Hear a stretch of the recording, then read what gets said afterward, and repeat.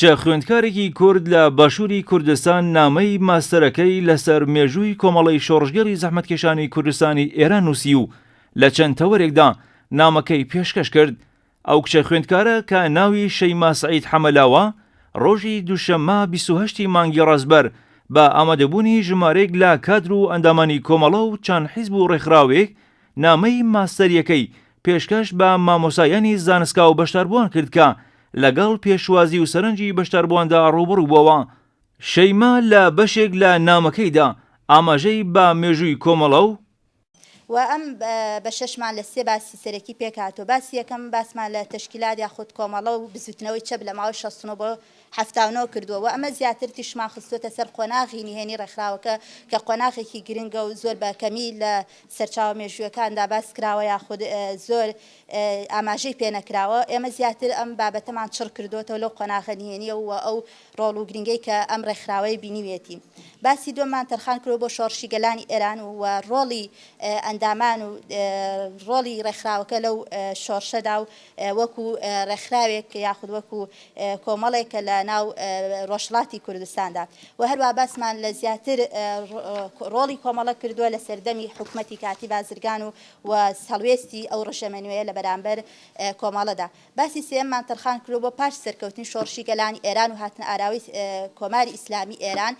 بۆ خۆی ئێمە زانی چەندین ڕوودا و لەو قۆناغەدا ڕوو ئەدات و ئەم ڕژێمەنوێیە سیاسەتێکی بە هەمان شێوە سەرکوردکردن دەگرێتە بەر لە بەرامبەر بزوتنەوەی ڕزگاری خوازی کورد لە ڕۆژهەڵاتی کوردستاندا و ئەمەش چەندین ڕووداوی بۆ نمونە سنەی خوێناوی و شەڕی نەغەدە و شەڕی مەنگوڕ و کۆچی مەریوان ڕوو ئەدا و هاتوون لێرە زیاتر ڕۆڵی کۆمەڵەمان لەو ڕووداوانەدا چڕ کردوێتەوە. بەشی سێم توێژینەوەکەمان تەرخان کرۆ بۆ ڕۆڵی سیاسی کۆمەڵە لە نێوان 80 بۆ 88 و ئەم بە شەشمان بەسەر سێ بازدادا بەش کردو. باسی یەکەم کۆمەڵە و سیاسەتی ڕژێمی کۆماری ئیسلامی لەو ماوەیە لە 80 بۆ 88 و ئەم باسەشمان بەسەر چەند تەوەرێکدا دابەش کردووە لەوانە چەکردنی سوپای ڕزگاری لەلایەن کۆمەڵە و هەڵوێستی ئەو ڕژێمە و هەروەها باسمان لە دەستپێکردنی هێرشی سەرتاسەری ڕژێمی کۆماری ئیسلامی ئێران و هەڵوێستی کۆمەڵە کردووە. باسی دووەممان لەم باسەدا زیاتر تیشمان خستووەتە سەر کاریگەریە نەرێکانی جەنگی عێراق ئێران لە ماوەی ساڵی 1980 بۆ 88 و کاریگەری لەسەر بزوتنەوە ڕزگاری خواز لە باشووری کوردستان و ڕۆژهەڵاتی کوردستان بە تایبەتی کاریگەری نەرێکانی لەسەر خودی کۆمەڵە کە دەبینین لەو بڵێن قۆناغەدا زیانێکی گەورەی بە تایبەتی لە کیمیابارانکردنی هەڵەبجەدا پێ ئەگات. باسی سێممان تەرخان کرۆ بۆ گۆڕانکاریە نێوخۆکانی نێو کۆمەڵە لەو ماوەیەدا کە ئەمەش زیاتر تیشمان خستووەتە سەر ئەو کۆنگرە و کۆنفرانسانەی کە لەو ماوەیەدا کۆمەڵە بەستوێتی وە ئەو پێڕە و پرۆگرامانی کەوا کۆمەڵە لە کۆنگرەکانیدا پەسەندی کردووە و زیاتر باسمان لە گۆڕانکاریەکانی ساڵی 1983 کردووە بۆ خۆی ئەم ئەزانین کەوا کۆمەڵە وەک ڕێکخراوێ گۆڕانکاریەکی گرنگی لە ساڵی 1983 لە پێڕە و پرۆگرام و لە ناوەڕۆکی دائێر کە ئەوش خۆی لە پێکێنانی حیزبی کۆمۆنیستی ئێران و حکاو و هەروەها بوونی بە ڕێکخراوەی کۆمۆنیستی کوردستان ئەگرێتەوە. بەشی چوارەمی توێژینەکەمان کە دوا بەشی توێژینەوەکەمانە تەرخان کرۆ بۆ زیاتر پەیوەندیەکانی کۆمەڵە و لەم لەگەڵ پارت و ڕێکخراوەکانی دیکە و لەم بە شەشدا دابەشمان کرۆ بەسەر دوو باسدا و هەر یەک لەو باسانش بە چەند تەوەرێک ئاماژەمان بە پەیوەندیەکانی کۆمەڵە کردووە لەوانە پەیوەندیەکانی کۆمەڵە لەگەڵ پارت و ڕێکخراوەکانی ڕۆژهەڵاتی کوردستان و هەروەها پەیوەندیەکانی لەگەڵ هێزە ئۆپۆزیسیۆن و هێزە بەڕێوەبردنەکانی ئێران و پەیوەندیەکانی کۆمەڵە لە باسی دووەمە ئاماژەمان پێ کردووە لەگەڵ هێزەکانی بە هێز و پارت و ڕێکخراوەکانی باشووری کوردستان و هەروەها هێزەکانی بە پارت و ڕێکخراوەکانی باکووری کوردستان و ڕۆژئاوای کوردستان و هەروەها باسمان لە پەیوەندیەکانی کۆمەڵە لە ئاستی نێودەوڵەتیدا کە لەگەڵ وڵاتانی ئەمریکا و بەریتانیا و پەیوەندیەکانی کۆمەڵە لەگەڵ وڵاتانی هەرێمی کە سووریا و عێراق و ئێران ئەگرێتەوە. بێگومان هەموو کارێکی زانستی گرفتگرێکی زۆری دێتە ڕێگە. منیش بەڕاستی ئەتوان بڵم گرفتەکانی من لەوە زیاتر بوو کە توێژەرانی تر ڕووبەڕووی ئەبنەوە لەیش ئەوەی بابەتەکەم یە بابەتێکی هەستیارە و هەروەها بەهۆی ڕژێمی کۆماری ئیسلامی ئێران کە تا ئێستش لە حکمڕانیدایە و ئەم ڕێکخراوێکی ڕێگە پێنەدرا و ئۆپۆزیسیۆنە بۆیە نەمتوانی سەردانی ئەو کەسانە و ئەو شاید حاڵانە ببینم و هەروە کێشەیەکی تری من گرفتێکی دیکەی من ئەوە بووکەوە من حەزمە کرد ڕۆڵی ژن زیاتر لەناو ئەم ڕێکخراوەیە دەربخەم بۆ خۆتان ئەزانن لە نێو بزوتنەوە ڕزگاری خوازی کوردستان لە هەر چوار پارچەکەی کوردستانە بۆ یەکەمین جارە کۆمەڵە کە ژن چەکدارەکات و بایەخ بە ژن و مەسلەی لیبراڵیەکان و هێنانە مەیدانی ژن لە بەرامبەر لە شەڕەکان کۆمەڵایەکان و بەشداری پێکردنی لە بوارە سیاسی و لە بوارە چەکداریەکەدا بەڵام بەداخەوە ئەو ژنانە ئامادە نەبوون کە چاوپێکەوتنیان لەگەڵا بکەم یاخود و ئاستەنێکی دیکەی من ئەوە بووکەوە زۆربەی ئەو بڵێن ئەو بابەتانی کە لەسەر مێژووی کۆمەڵەن زۆربیان بیرەوەرین کە ئەمە جۆرێک لە لایەنگری پێوە دیارە لە و منیش زۆر بە وریایەوە پێویست بووە کە مامەڵەیان لەگەڵدا بکەم و بە شێوەیەکی زانستیانە بیر و بۆچوونەکانیان و هەڵوێستەکانیان هەڵسەنگێنم. و ئەم توێژینەوەمان پشمان بە چەند سەرچاوێک بەستووە کە تێیدا زیاتر لە 450 سەرچاومان بەکارهێناوە و لەو سەرچاوانە خۆی لە بەڵگەنامەکانی و هەروەها ئەرشیفی پارت و ڕێکخراوە سیاسیەکان ئەگرێتەوە و هەروەها سەرچاوە کوردیەکان کە خۆی لە بیرەوەری و کتێبی کە ئەو کەسانە ئەگرێتەوە کەوا لە نێو ڕێکخراوەکەدا یاخود لە نێو ڕووداوەکانی ئەو سەردەمەدا ڕۆڵیان هەبووە و هەروەها چەند کتێبێکی ترمان بەکارهێناوە کە وەرگێڕاوەتە سەر زمانی کوردی و سەرچاوە فارسیەکانیش بەکارمان هێناوە کە خۆی لە ڕۆژنامەکان و گۆڤارەکان و زۆربەی ئەو گۆڤار و ڕۆژنامانێک کە لەو سەردەمەدا دەرچوون بەکارمان هێناوە و هەرچەندە سەرچاوە عەرەبی و ئینگلیزیەکان کەمترن بە بەراورد بەوانی تر ئەوش بەو پێیەکەوە کەمتر باز لە مێژووی ئەم ڕێکخراوەیە کراوە بەتابەتی لە قۆناغەکانی نهێنیدا و هەروەها چاوپێکەوتن و گفتوگۆکانمان بەکارهێناوە بێگومان ئێمە ئەزانی توێژینەوەکەمان توێژینەوەیکی هاوچەرخە و زۆر لەو کەسانی کە ئەم ڕێکخراوەیان دامەزراند و ڕۆڵیان هەبووە لە ژیاندا ماون بۆیە من زۆربەی ئەو سەرچاوانم بە دوو شێوە ئەنجام داوە یەکەمیان بە ڕێگەی ڕاستەوخۆ چاوپێکەوتن لەگەڵ داکردن و ئەو کەسایەتانم لە نزیکەوە بینیوە و دووەم چاوپێک لە ڕێگەی گفتوگۆ کە ئەویش بە سکایپ و ئیمەیل کە ئەو بەڕێزانەی کە لە دەرەوەی وڵاتن و من نەمتوانی دەستم پێیان ببگات و بێگومان هەر توێژینەوەیکی زانستی کۆمەڵێک کەم و کورتی هەیە بۆیە من لێرەوە دووبارە داوای لێبوردن لە ئەندامانی لیژنەی گفتوگۆ دەکەم بۆ هەڵەکانم بەتابەتی هەڵەی چاپکردنم کە زۆر بووە و ئەو هەڵی چاپانشم وەک هەنێکم لە ڕاست کردوێتەوە وەک ئاماژەمان پێ کردووە و پێم خۆشە هەنێ یەک تێبینی تر ئەوەیەک لە سەرچاوەکانە من سایتی زۆرم بەکارهێناوە لەوە ئەچێت کەوا بگوترێت کە سایتەکان بۆ زۆرن بێگومان ئەو سایتانی کە من بەکارم هێناون باز لە مێژووی کۆمەڵایان کردووە ئەو کەسانی کە ئەو سایتانە ئەو چاوپێکەوتنانم بەکارهێناوە کە نووسەرەکان یاخود ئەو کەسانە کتێب و بەرهەمی تریان نییە بۆیە من ناچار بووم پشت بە سایتەکان و پشت بۆ چاوپێکەوتنانە ببەسم کە لەوە لە تۆڕ ئینتەرنێتتا دەستم کەوتەوە هەرچەندە بەداخۆ هەنێ لەو سەرچاوانە یاخود لەو پێگە ئەلیکترۆنیانە ئێستا داخراون یاخود بوونیان نییە بەڵام من پێشتر ئەوانم لە ئەرشیفی خۆما پاراستووە و بۆ ئەی خەمە بەر دووبارە سوپاسی بەڕێستانەکەم بۆ گوێگرتنە. هەروەها لە سەرنجی مامۆستایانی زانستکادا ئاماژە بە ڕۆڵ و کاریگەریەکانی کاک فواد مستەفا سوڵتانی کرا وەک یەکێک لە دامەزرێنەرانی کۆمەڵە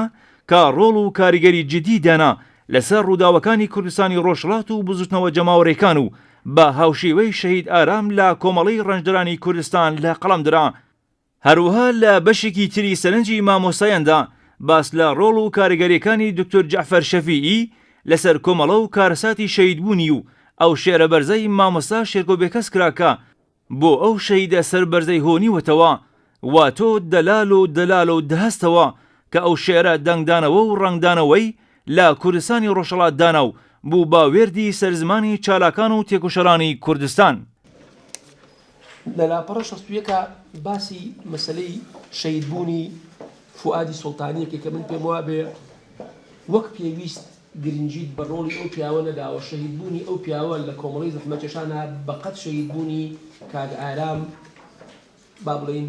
گەورە بووە کە لە کۆمەڵی ڕەنجدەرانە شەهید بووە چکە فوادی سوڵتانی پیاوێکە جێپەنجەی دیارە بەڵام لێرە پێم وایە حەق بوو با بڵێین شتێشت لەوەی برایم جەلال خۆشی بەکارێت چکە برایم جەلال باسی ئەوە کە ئەو بە هیچ زۆرێ ڕاستە لەوەیە وەک پێ و باڵی دەست پێشخەر نەبوو بێ نەیتوانی بێ بەڵام لە ئەوە نەبووە مەبەستێک یاخود لە ترسینۆچی لەوانەیە برایم جەلالێکی مۆزەف لێرە و کە چۆتە دەرەوە و پێشمەرگایەتی و چۆتە ئەو منتیقەیە لەوانەیە نەیتوانی بەوەکو پێشمەرگەیەک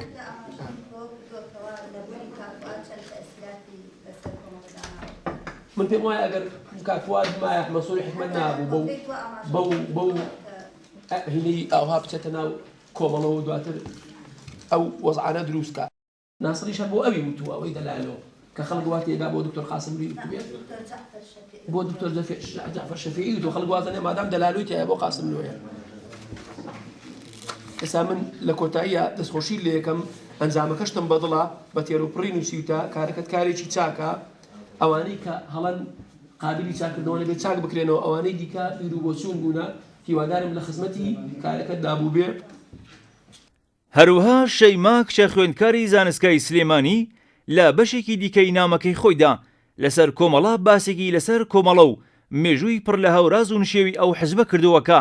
لە ماوەی دەیان ساڵ خەبات و تێکۆشانی خۆیدا لە دژی ڕژیمە دیکتاتۆرەکاندا ڕوبەڕووی بووەتەوە و سەرڕای هەموو لەمپەڕەکان بەڵام ئەو حزبە لە خەبات و تێکۆشان بۆ گەیشتن بە ئازادی و دادپەروەری لە مەیدانی خەبات و تێکۆشاندا هەروە بەردەوامە و ڕانەوەستاوە و یەکێک لە مامۆستایانی زانستگای سلێمانیش چەند سەرنج و تێبینێکی لەم بارەیەوە خستە ڕوو. پێشەکی دەواازەکە دوو بازۆک و یەکەم و دووەم بمێنێتوانێت بە یەکەم کورتێک لە جوگرافیای ڕۆژهەڵاتی کوردستان خۆت نووسیوتە، دووەم سەرنجێ لە پەرەسەندنی دۆخی سیاسی لە ئێران بەگشتی و کوردستان بە تایبەتی دوای جەنگی جیهانی یەکەم باشتر وەکو تۆ بێ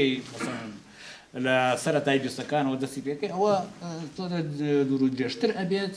تۆزێ ماندوود ئەکات، تۆزێ هەندێک شتی ژوونەکە بۆ ئەوی زیاتر خەستی بکەیتەوانێ زیاتر مانە بەخش بێ. من پێم وایە لە دوای جەنگی جیهانی دووهەمەوانێ وەکو دەواازەیەک چوونە نێو باسێک بۆ بابەتەکە ئەم دوو باسە باسکەی کورتێک لە جوگرافیای ڕۆژهەڵاتی کوردستان وەکو کەمە زانیاریەک بۆ خوێنەر، دووهەمیش سەرنجە لە پەرەسەندنی دۆخی سیاسی لە ئێران بەگشتی و کوردستان بە تایبەتی دوای جەنگی جیهانی دووەم پێم باشە وای لێ بکرێن. اینجا بەشی یەکەم کە لێرە دامەزراندنی تەشکیلات بەشی یەکەم پێم وای بکرێت بە دامەزراندنی تەشکیلە کۆمەڵە و ڕۆڵی لە ئێراندا لە 1969 بۆ 1979 ئەو لە ماوەی ئەو دە ساڵە ئەمەش بکرێت بە دوو باسەوە بەڕێی من. باسی یەکەمیان فاکتەر سیاسی و ئابووری و کۆمەڵایەتیەکان چین لە دامەزراندنی کۆمەڵەدا، باسی دووهەم ڕۆڵی سیاسی کۆمەڵە لە نێوان ساڵانی 69 بۆ 79. ئەم باسی دووهەمیش بکرێت بە دوو تەوەرەوە. تەوەری یەکەمیان کۆمەڵە و بزوتنەوەی چەپ لە ئێران، تەوەری دووهەمیان کۆمەڵە و شۆڕشی گەلانی ئێران. پێم وایە ئەوە خەستر بکرێتەوە وەک دێرە تۆ تێکەڵی ئەبینم لەم بەشەدا. بەشی دووهەمی ڕۆڵی سیاسی کۆمەڵە من بەشی دووهەم و بەشی یەکەم و دووهەم زیاتر ئەم دوو بەشە وەکو ناوەڕۆکێکی زانستانەی تێزەکە دەبینن کە پەیوەندیەکی ڕاستەوە خۆی بە کۆمەڵە خۆیەوە هەیە. هی تۆ زیاتر ئەم دوو بەشە گرنگن وەکو ئێستاوەتم بەشی یەکەمان کە بریتی بێ لەمە، بەشی دووهەمیشیان بریتی بێ لە ڕۆڵی سیاسی کۆمەڵە لە نێوان ساڵانی 80 بۆ 88. ئەمەش ئەیکەی بە سێ باسەوە بە ڕێی من. باسی یەکەمیان هەڵوێستی کۆمەڵە بەرامبەر سیاسەتی ڕژێمی ئێران لە ساڵانی 80کاندا، باسی دووهەم کاریگەریەکانی جەنگی 8 ساڵی ئێران و عێراق لەسەر کۆمەڵە لەسەر خەباتی سیاسی کۆمەڵە، باسی سێهەمیشیان گۆڕانکاری نێوخۆییەکانی کۆمەڵە بە درێژایی 8 ساڵ 80 بۆ 88. هەروەها یەکێکی دیکە لە مامۆستایانی زانستگا وێڕای بەرزنرخاندنی نامەی زانستی خوێندکاری کچی زانستگای سلێمانی لەسەر کۆمەڵە باسێکی لەسەر پەیوەندیە ناوخۆیی و دەرەکیەکانی کۆمەڵە و بیر و باوەڕی چەپبوون و پێشکەوتن خوازبوونی ئەو حیزبە و هاوکات ڕێزگرتن لە بیر و باوەڕی لایەنی بەرامبەر کرد و وتی مامۆستا شێخ عیزەدین حوسەینی وەک کەسایەتێکی ئاینی و نەتەوەیی پەیوەندیەکی بەهێز و ڕاستەوخۆی لەگەڵ کۆمەڵە هەبوو. لێرە لە لاپەڕە 1985 شەیماخان مەسەلەیەکەیە کە باسی ڕۆڵی شێخ عیزەدینەکەی. شێخ عیزەدین پیاوێکی گەورەیە، ڕۆڵیشی هەبووە لە کوردستانی ڕۆژهەڵاتە، بەڵام پێم وایە پەیوەندی کۆمەڵە لەگەڵ شێخ عیزەدین حوسەینیە. شێخ عیزەدین حوسەینی بەهشتیش خۆی سوودمەند بووە لێی، چونکە ئەوە شێخ عیزەدین لەناو کۆمەڵەیە دەرەکەوت، لەناو دموکراتە دەرناکەوت. شێخ عیزەدین لەپاڵ غەنی بلوریان و حەمەمینی سیراجی و دکتۆر قاسم لوا لەوانەیە زۆر بەکەمتر تیشتێکەوتە سەرۆگەیەوە ئەو لە کاتێکە ئەو ئەبووایە دوای دیموکراتکەوێ بەڵام لێرە کۆمەڵا هەوڵی داوە ئیسفادە لە شخصیەتی شیع عیزەدین و لە پێگەی ئاینی و کۆمەڵایەتی شیع عیزەدین بکات. هەروەها بەشێکی دیکە لە سەرنجی مامۆستایان سەبارەت بە نامەی خاتوو شەیما سەعید حەمەلاو لە ڕووی زانستی و زمانوانی و ڕێنووسی کوردیەوە بوو کە بە باش هەڵسەنگێنرا و ئاماژە بەوە کراکە ئەم خوێندکارە کچە بۆ تەواوکردن و تەکمیلکردنی نامەکەی لە چەندین سەرچاوی جیاجیا کەڵکی وەرگرتووە و ئەمە شوای کردووە نامەکەی دەوڵەمەند و بەهێز بێت. جێگای ئاماژەیە ئەمە یەکەم جار نییە کە خوێندکارانی زانکۆکانی هەرێمی کوردستان نامەی خوێندکاری و زانستی خۆیان لەسەر حیزبە کوردەکانی کوردستانی ڕۆژهەڵات بە تایبەتی کۆمەڵەی شۆڕژگەری زەحمەتکێشانی کوردستانی ئێران پێشکەش بکەن و پێشتریش خوێندکارێکی دیکە بە ناوی زاهر کتێبێکی تۆژینەوەی لەسەر مێژووی کۆمەڵە نووسی کە ئێستا لە زانکۆی سلێمانی وە گوانەیەکی مێژووی دەوترێتەوە. بەڕێزان باسییان کرد کە بەڕاستی مێژ لەگەڵ ئەوان کۆکەم هاوڕام کە ئەمە ئەم تێزە دەڕووی زانستیوانێ تەواو هیچ کەم و کوڕێکی نییە لە ڕووی زانستیوانێ و تێزێکی زانستانەیە مرجەکانی تێزی زانستانی هەموو تێدایە لە ڕووی زمانەوانی زمانێکی ڕێکوپێک زۆر زۆر باشە کۆمەڵی سەرچاوە زیاتر لە سەر و 400 سەرچاوی بەکاری هێناوە هەمە چەشنا چەند زمانێک لەگەڵ کۆمەڵێک بەڵگەنامە ئەمانە هەموو جێگای سەرنج و زۆر شتی چاکن بۆ تێزە وای کردووە کە تێزەکەی زیاتر سەرکەوتوو بێ بێگومان کۆمەڵی شتیش هەیە کە لەوانەیە وەکو ڕا تۆ ئازادی لەوەی ڕێی خۆداوە بەڵام وەکو ڕا لەوانەیە هەندێک شتە بێ ئێمە تێبینیمان لەسەری هەبێ یا هەروەکو بەڕێزانیش باسییان کرد نەک هەر لە تێزەکەی توە هەر شتێکە تقریبان بووە بە عادەتێک کە ئەبێنین مەسەرەن خوێندکار لێرە زیاتر هەوڵای شتەکان کۆ بکاتەوە ڕاگیر بکاتەوەانە بێ ئەوەی ڕێی خۆی بە ڕێی خۆی ونە لە ناو تێزەکە ینی جێی خۆی بوو مەسەرەن هەوڵ بیرایە مەسەرەن هەندێک لە هەندێک شوێنەکە ئاشکرا مەسەرەن دیارە کە پێویستە لەسەر خوێندکار ڕێی خۆی بە. ئەنجامی وتوێژکردنی لیژنەکە بە پێی فەرمانی بەڕێوەبردننی ژمارە حەو لەسەر 29 لەسەر 1964 لە حەڤەی نۆی 2014 لیژنەی وتوێژکردن کۆبوونەوە بۆ وتوێژکردنی نامەی بەڕێز شەیما سەعید حەمەلاو خوێندکاری ماستەر لە بەشی مێژوو کۆلێژی زانستە مرۆڤایەتیەکان بە ناونیشانی کۆمەڵەی شۆڕژگەرانی زەحمەتکێشانی کوردستان ئێران سازکە 1969 بۆ 1970 لە هۆڵی یەک بەشی جوگرافیا. لیژنە ئەو هەوڵە زانستی کە خوێندکار لە پێناو نامەکەی داوێتی و چۆنێتی بەکارهێنانی سەرچاوەکان و بەرگری لە نامەکەی و ئەو ئەنجامانەی کە گەیشتوێتێ خستە بەرچاو پاشان بە پێی بەشی نۆهەم لە ڕێنمایەکانی خوێندنی باڵا 1998 بڕیاردرا بە وەرگرتنی نامەکە دوای جێبەجێکردنی چەند گۆڕانکاریەکی کەم. پیرۆزبایی گەرم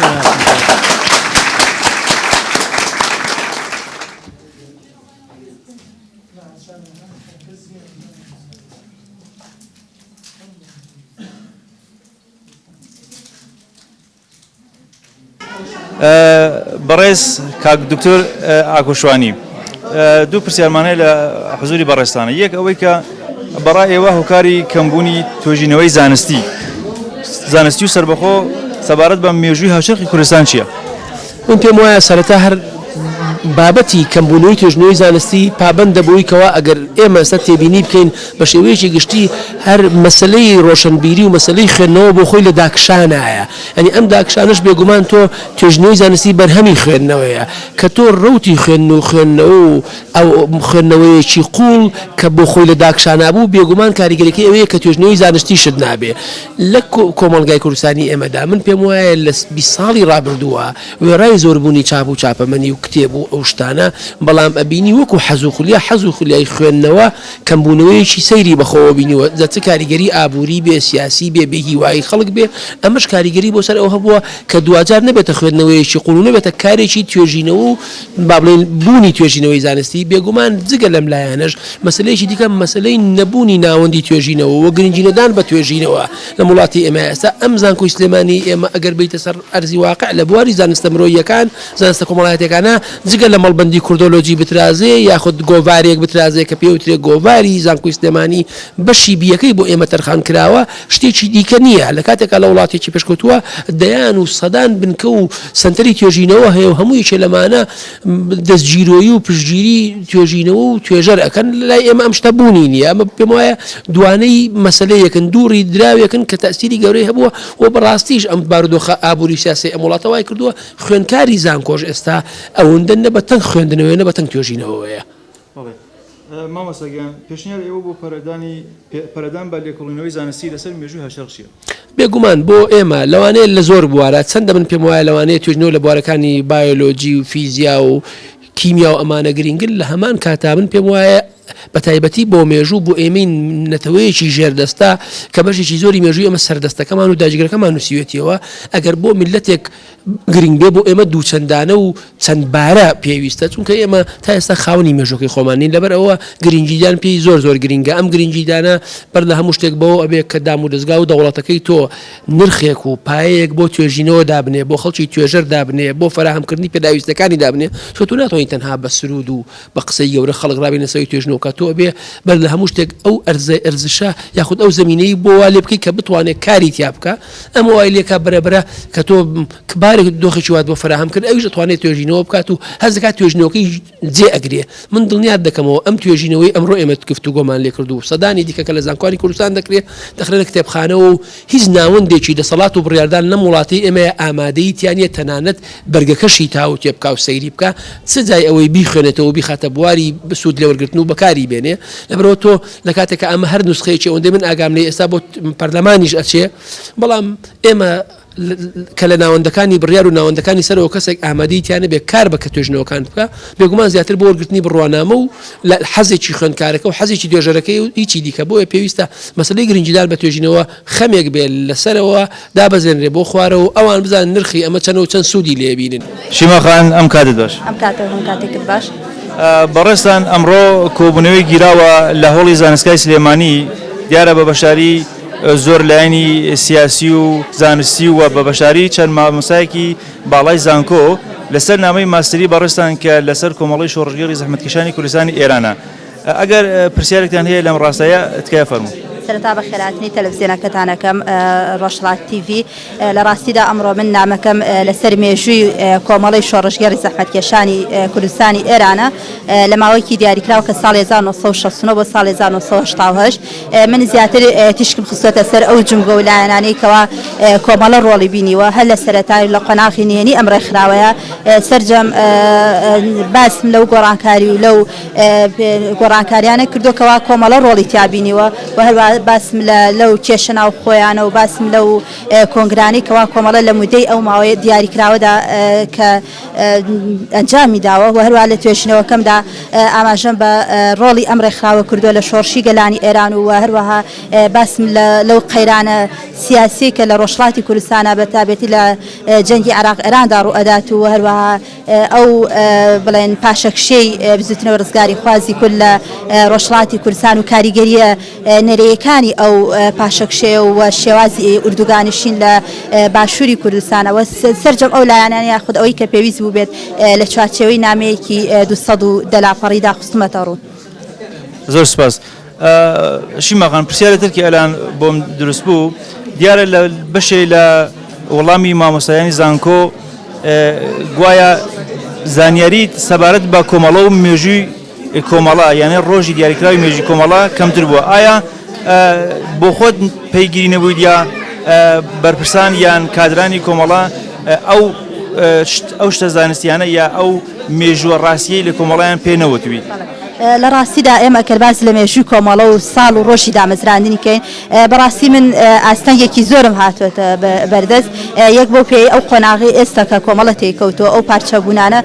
وای کردووەکەوە ئێمە هەموو ئەو ئەرشیف و ئەو دیۆکۆمنتانی کە لە بەردەستایە و ئاماژە بە مێژووی ئەم ڕێکخراوەکە دەست نەکەوت بێت بەداخەوە جگەلەوەش ئەم ڕێکخراوێکی نهێنی بووە لە سەرەتای دامەزراندنیەوە بۆی ئەمە ئەوش بەهۆی ئەو بارودۆخ و ئەو قەیرانەی کە ئەو سیاسەتی کە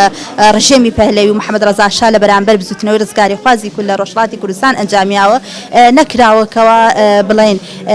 بە شێوازێکی منەظەم یاخود بە شێوازێکی ڕێکخراو ئەم ڕێکخراوەیە کۆبوونەوە و کۆنگرەی خۆی ببەسێت و ساڵ و ڕۆژ و مانگەکەی تێدا دەستنیشان کرێت کە دامەزراندنی ئەوە ڕاستە هەنێک بڵێن توێژەرەوە هەندێک بە ڕێزان کە وەڵامی منیان یابێتەوە بەڵام ئەو وەڵامانە بۆ من نابێتە بڵێن لە 100% من بتوانم بڵێم توانی ومە بڵێن بە شێوەیەکی ڕەها یاخود توانی ومە ئەوەی کە بتوانم بزەبت ڕۆژی دامەزرانی ڕێکخراوەکە دیاری بکەم بەڵام من تەکید لەسەر ئەوە ئەەکەمەوە بەپێی ئەو سەرچاوانە من ئەوەم خستوەتە ڕووکەوە ئەم ڕێکخراوەیە هەموو دامەزرێنەران و هەموو شاد حاڵەکان ئاماژە پێکەن کە مێژوەکە گەڕێتەوە بۆ پای ساڵی 1969. ڕای ئێوە هۆکاری کەمبوونی توێژینەوەی زانستی و سربەخۆ سەبارەت بە مێژووی هاوچەرخی کوردستان چییە؟ لە ڕاستیدا ئەگەر ئێمە باسکەین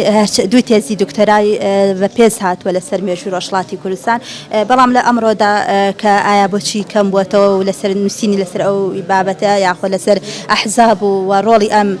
ڕێکخرا و پارتانە لە ڕۆژهەڵاتی کوردستان ئەگەڕێتەوە بۆ ئەو هەلومەرجەی کە لە ئێستادا لە ئێرانە ئەبینرێت بۆ ئێمە بۆ خۆمان ئەزانین کە هەردوو حیزبی سەرەکیمانە و هەموو ئەحزابەکانی تری ڕۆژهەڵاتی کوردستان کە حیزبێکی ئۆپۆزیسیۆن و ڕێگە پێنەدراون لەلایەن ڕژێمی کۆماری ئیسلامی ئێرانەوە بۆیە یعنی جۆرێک لە ئەبینین خەڵکی جۆرێ لە ترسی هەیە یعنی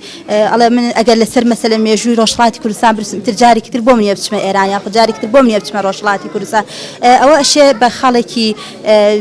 لێکێک لە خاڵەکاندا بنێ وەڵا لە ڕاستیدا خاڵێکی تر کە زۆر گرنگە بەتابەتی لەسەر مێژووی کۆمەڵەکە زۆر کەم خەڵک خۆی لەم بابەتە نزیگە کاتەوە یاخود لە سەر مێژووی کۆمەڵە خوازم بەتابەتی لە ڕۆڵی ژن لە نێو کۆمەڵەیە کە من ئەمە خاڵێکی زۆر زۆر ئیجابی ئەبینم لە کۆمەڵە کە ڕێچکە شکێنە لە نێو هەر چوار پارچەکەی کوردستانە کە لە مودەی خەباتی چەکداری و خەباتی سیاسی خۆیدا توانوێتی بۆ یەکەم جار ئافرەت چەکدار بکە توانێتی بۆ یەکەم جار ئافتەر بەشداری پێ بکات لە شەڕ و لە ڕوبەڕبوونەوەکانی بێرامبەر بە ڕژێمێک کە ڕژێمێکی کۆماری ئیسلامی تۆتالیریزی مەسەبی شیعەگەریە لەگەڵ ئەوەشدا توانێتی ڕوبەڕووی هەم ئەو کۆسپانە بێتەوە من لە داهاتوو ئەخوازم کە کەسانێکی تر زیاتر دەست بەنە نووسینی ئەم مێژووی ڕۆژهەڵاتی کوردستان و بەتابەتی خودی کۆمەڵە. بەڵێ شینۆخانایە لە نەزەرتاندایە ئەم نامەی کارناسی باڵاتانە بە شێوەیەکی کتێب نووسراوە چاپ بکەیت؟ من بە دڵنیایەوە بە خۆشحاڵیشەوە کە دەستنیاوەتە ئیشێکی وەها قورس و گران پێشم خۆشە بەرهەمەکەیم هەبێت و من هەر برادەرانی کۆمەڵەش هەر بڵێن ڕێکخراوێکی ئێستایان بێت ئاگادارەکەمەوە لەوەی کەوا ئەگەر بیانەوێت لە چاپی بن و من بە خۆشحاڵیەوە دەستخۆشیشیان لێ یەکەم و هەوڵی خۆشمەیە و ئەگەر ئیمکانی خۆشم هەبێت بە دڵنیایەوە پێم خۆشە بکەوێتە بازارەوە بۆ پێوی کە من پێم وابێت مێژووی کۆمەڵە ئەمە یەکەمین توێژینەوەیە ئەمە یەکەمین نامەیە کە لەسەر مێژووی ئەم ڕێکخراوە ئەنووسرێت و زۆر بەداخیشەوەکەوە زۆر لەلایەنە نهێنیەکانی ئەم ڕێکخراوە هەیە و کە دەرنەخراوە و باز نەکراوە لەسەر چاو مێژوویەکاندا و من بەپێی توانای خۆم و بەپێی هەوڵەکانی خۆم توانیومە ئەو لایەنە شاراوانە بخەمەڕوو و پێشم خۆشەوە خەڵکانێکی تر ببینن مێژووی کۆمەڵەکەوە نەشێوێنن یاخود مێژووی کۆمەڵە مێژوویکی بزوتنەوەی ڕزگاری خوازە مێژووی ڕێکخراوێکی کوردستانیە کە لە ناو کوردستانە ڕۆڵی بەرچاوی بینەوە لە سەرجەم ئەو ڕوودا و پێشهاتانەی کە لەو پارچەی کوردستاندا ڕوویداوە بەشی خۆی ڕۆڵی هەبووە ئیتر ئایا ئەگەر ئەو ڕۆڵێکی ئیجابی بووێ و یاخود ئەگەر هەنێک جاریشکەم و کورتی تێدا هەبوو بێ و من سەرجەم ئاماژەم بەوانە کردەوە بە خۆشحاڵیشەوە پێم خۆشە کە کتێب و هەر بابەتێکی تری لەسەر بنووسم. شیماغان زۆر سپاس ئێمەش لەلایەن هەموو ڕەهبەری و کادر و ئەندام و ڕۆژهەڵاتیویشەوە لەلایەن هەمووانەوە پیرۆزبایی وەرگرتی نامەی ماسی دەگەم هیوادارم لە هەموو قۆناغەکانی ژیانیشدا وەکو ئەمڕۆ کێنامەی ماسرێکت وەرگرت هەر سەرکەوتو و موفق بیت. منش لێرەوە سپاسی تەلەڤیزیۆنەکەتان ئەکەم و سپاسی هەموو ئەو برادەرانە ئەو بەڕێزانە ئەەکەم کە لەگەڵمدا ماندوو بوون و بە وەڵامدانەوەی پرسیارەکان و بەخستنە دەستی ئەرشیف و ئەرشیفی ڕێکخراوەکان من لێرەوە سپاسدانەکەم و ماندوو نەبن دەستان خۆش.